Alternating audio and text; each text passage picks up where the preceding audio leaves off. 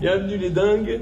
Aujourd'hui, on est au marché de la mode vintage à Lyon, le plus grand événement vintage de Lyon. Je vous présente Jérôme Mazza, qui travaille à l'organisation de cet événement depuis 8 ans environ. Depuis 8 ans déjà, et c'est ici qu'on s'est connus dans mes premiers salons quand j'avais l'atelier à l'époque à Montreuil et que je faisais déjà des déplacements un peu dans toute la France sur le marché de la mode vintage.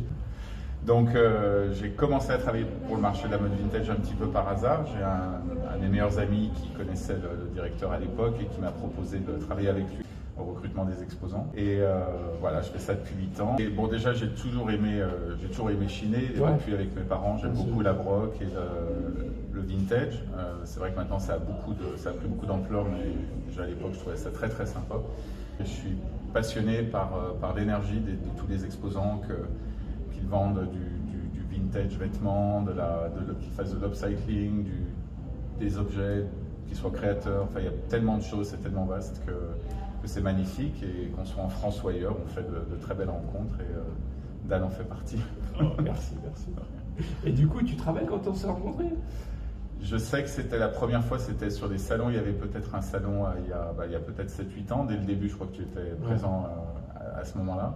Bon, déjà, le stand était original, mon staff était très sympa et vous étiez super vendeur et surtout vous animiez un peu le salon. C'est vrai que ce que j'aime aussi dans ce métier, ce que j'aime de plus en plus, et là on le voit vraiment, mais toi tu as été je pense l'un des premiers à le faire de cette manière-là, c'est que comme le marché de la mode vintage qui est un grand festival, on voit quand même aussi beaucoup de gens habillés vintage, les exposants jouent le jeu, on a des thématiques qui changent tous les ans, les exposants se les attribuent parfois.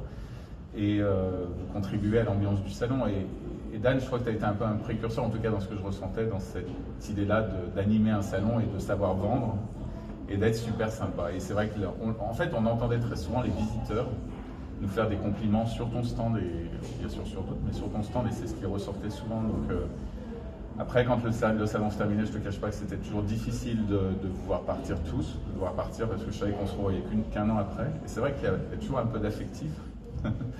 Mais ça fait partie de ce que j'aime dans ce métier. Et j'étais là à Tony Garnier. C'était ton premier événement? C'était le premier, je crois, qu'on a fait à l'époque. Et ensuite au double mixte. Au double mixte. Et je me rappelle en plus, c'est vrai que j'ai beaucoup de souvenirs assez précis. Je me rappelle très bien de l'emplacement exactement sur le plan. Ah oui. On fait beaucoup de salons, enfin j'en ai fait beaucoup, comme tu as pu le dire, à travers toute la France et même ailleurs. C'est quoi le secret pour garder cette convivialité, ce côté vraiment de bonne entente familiale qu'on peut retrouver ici au marché de la mode vintage et qui est un miracle sur un événement de cette taille-là, parce que c'est colossal. Oui, bon, on a la chance de travailler dans une toute petite équipe et vraiment je remercie toujours mes collègues, beaucoup d'étudiants, de bénévoles qui participent aussi à l'ambiance du salon. C'est un bel esprit et je pense que les exposants le ressentent, en tout cas on l'espère. C'est quand même, on travaille beaucoup à ça. Et puis c'est sur la durée, parce que moi j'ai arrêté de faire des salons pendant pas mal d'années. Et puis là, dès qu'on a ouvert la boutique sur Lyon, c'était génial de te retrouver. Le marché de la mode vintage a énormément contribué au fait de faire connaître ce nouveau lieu qui aujourd'hui, Dieu merci, marche très bien. On a eu un bon accueil des gens. Et puis je suis particulièrement ému parce que là, au moment où je te parle, je me rends compte que vous êtes les premiers à m'avoir mis un micro et à m'avoir interviewé.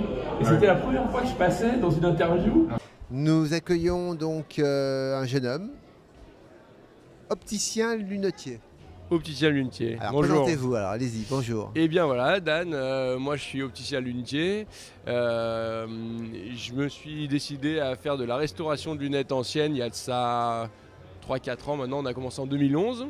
Oui, non, c'est vrai que je me rappelle effectivement de cette interview, mais encore une fois parce qu'on sélectionnait quelques exposants qui correspondaient bien à l'image du salon. Ce que Dingue de Lunettes propose est très original et c'est bon pour la planète en plus. Et ça fait longtemps que tu le fais. Plus, bon, après, c'est vrai que tu es passé sur TF1, sur CNN et tout ce qui Wow.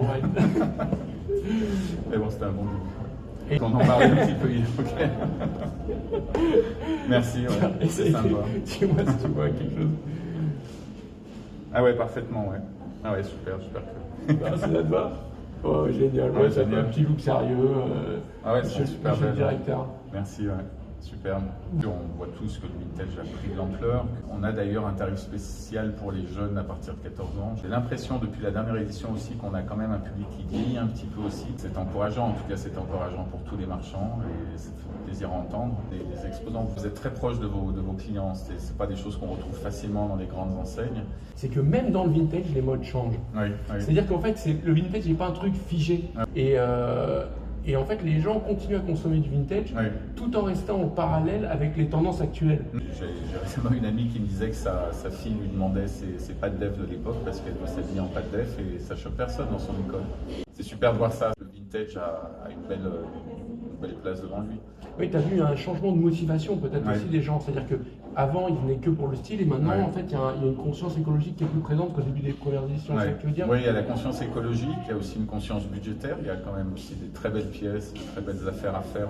Certains jeunes ont pu accéder à des pièces de luxe, à des marques de luxe, puisqu'elles étaient vintage.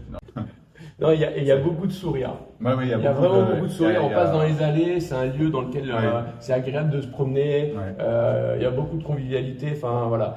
C'est toujours un plaisir de te voir, de voir les équipes, les gens autour, l'ambiance que vous mettez. Et du coup, c'est hyper sympa, quoi.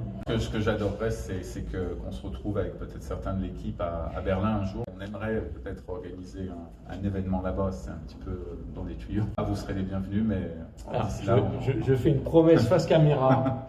Je promets que si Jérôme nous fait un bel événement là-bas, Dingue de lunettes sera présent à Berlin, exceptionnellement pour fêter ça. Avec grand plaisir, on fera le déplacement. Jérôme, un immense merci pour ton temps. Merci. Et nous, on va retourner sur les stands parce qu'on a du pain sur la planche. Il y a le salon qui bat son plein.